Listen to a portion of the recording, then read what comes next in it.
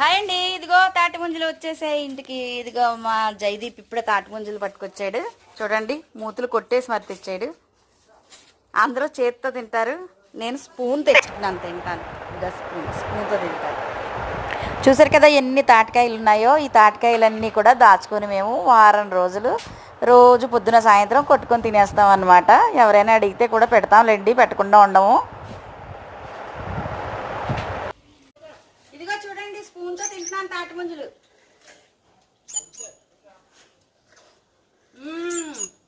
స్పూన్తో తింటే కాదు, చేత్తో తింటేనే దాని టేస్ట్ తెలుస్తుంది. స్పూన్తో తింటే బాగాలేదు, అందుకే